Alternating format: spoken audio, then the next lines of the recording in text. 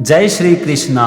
आज हम समझेंगे श्रीमद् भगवद गीता के 6ठे अध्याय का 20वां श्लोक। यहाँ पर भगवान श्री कृष्ण अर्जुन से कहते हैं, यत्रो परमते चित्तम निरुद्धम योग सेवया यत्र चैवात्मनात्मानं पश्यन्नात्मनि तुष्यति। चलो सबसे पहले हम श्लोक के एक एक शब्द का मतलब समझते हैं, फिर हम समझेंगे पूरे श्लोक का मतलब। और यहाँ पर सबसे पहला शब्द है यत्रो परमते। इसमें दो शब्द है, यत्र और उपरमते। यत्र का मतलब होता है जिस अवस्था में, और उपरमते मतलब शांत हो जाता है। फिर है चित्तम, और चित्तम मतलब चित्त। इसके बाद है निरुद्धम, और निरुद्धम मतलब निरुद्ध यानी कि नियंत्रित। इसके बाद है योग सेवया, और इसका मतलब होता है योग के अभ्यास से।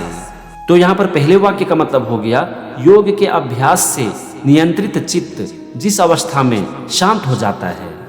अब हम चलते हैं दूसरे वाक्य पर, और यहाँ पर पहला शब्द है यत्र, और यत्र मतलब जिस अवस्था में। फिर है चैवात्मनात्मानं। इसमें चार शब्द है, चौ, एव, आत्मना और आत्मानं। चौ मतलब और, एव मतलब ही, आत्मना मतलब आत्मा के द्वारा, और आत्मानं मतलब आत्मा का।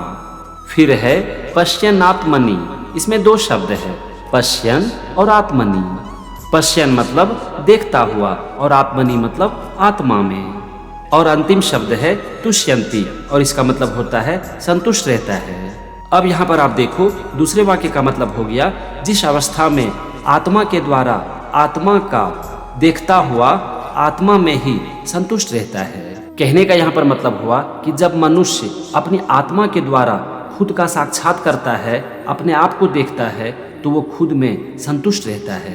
तो ये था श्लोक के एक एक शब्द का मतलब और दोनों वाक्य का मतलब। चलो हम समझते हैं पूरे श्लोक का मतलब। यहाँ पर भगवान श्री कृष्ण अर्जुन से कहते हैं कि हे अर्जुन, योग के अभ्यास से नियंत्रित चित्त जिस अवस्था में शांत हो जाता है, और जिस अवस्था में अपनी आत्मा के द्वारा अपनी आत्मा का साक्षात करता है, यानी कि अपनी आत्मा को देखता है, वो अपनी आत्मा में ही संतुष्ट रहता है।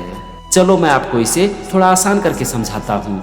यहाँ पर भगवान श्री कृष्ण अर्जुन से कहते हैं कि हे अर्जुन, योग के अभ्यास से मन शांत हो जाता है और अपने वश में आ जाता है, और ऐसी स्थिति में प्राणी अपनी आत्मा के द्वारा अपने आप को देखता है और अपने आप में ही संतुष्ट रहता है।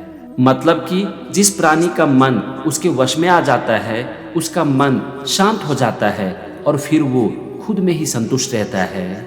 ऐसे लोग चीज़ों के पीछे नहीं भागते, उसका मन इधर उधर भटकता नहीं है, और वो अपने आप में शांत रहता है और स्थित रहता है।